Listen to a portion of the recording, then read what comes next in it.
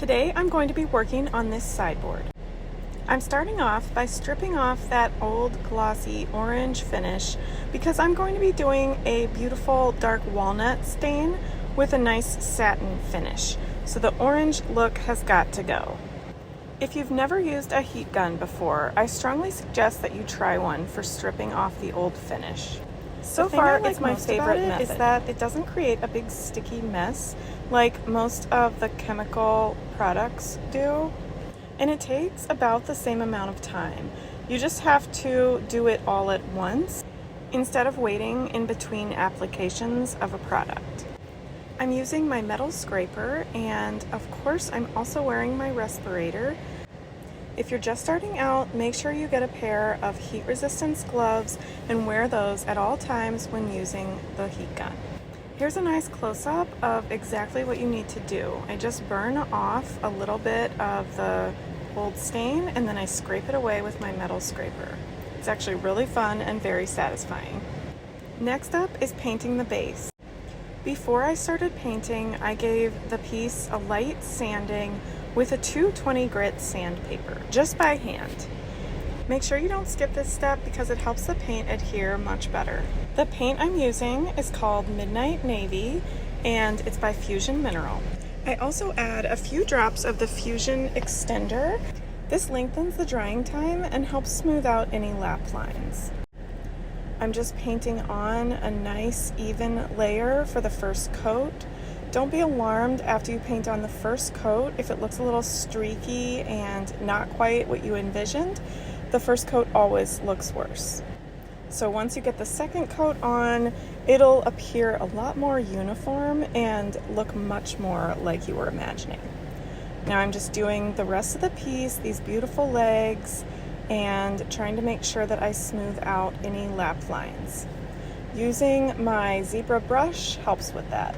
And also make sure you get underneath the piece like I'm doing. Now I'm ready for staining. So I make sure that I mix up that stain really well, and using a microfiber cloth, I remove any excess dust. I'm using Minwax in the shade Jacobine, which is one of my all-time favorite products. I always stick with this stain because it is the easiest to work with and the shades are just stunning. This is one of my most requested shades. So I'm wearing gloves and I'm just using an old t-shirt rag and I'm wiping on the stain, being sure to really saturate that wood since it is raw wood and it will just really soak in really quickly. So I'm making sure that I get it completely saturated in a nice uniform manner, and the edges too. Now I'm taking a clean t-shirt rag and I just remove any of the excess stain. So I just let it sit for about a minute after I had gotten it all on, and then I took my clean cloth and I wiped it smooth. And don't worry if you don't get it all off, that's completely fine. Just remove as much of the excess as you can. This is what it looked like after the first coat, and here's what it looked like after the third coat. And I added a satin top coat to the top after the stain was completely dried. I used just a little bit of black wax to accent the base, and I sprayed the hardware in a dark bronze. Inside that top drawer is the maker's label, which usually means it's a pretty high quality piece. This one was solid wood and absolutely gorgeous and well made. And here's that before one more time and the after. Let me know what you think in the comments and stay tuned for the next video. Thanks for watching. Hi, I'm Chloe, and thank you so much for watching my videos and supporting me. I'm so glad you're here with me. Please feel free to leave your comments or questions down below. I'd love to know your thoughts and to help you out with your project. If you're trying to create the same look that I got, I've linked all the products and supplies in the description so you can go ahead and check there for the links.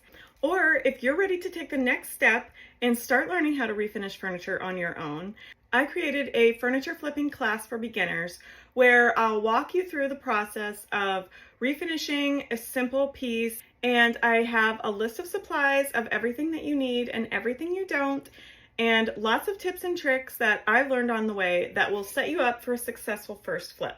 So if you're ready, go ahead and check that out here. Thanks again for watching my videos, and don't forget to hit that subscribe button so that you don't miss anything. See you on the next flip.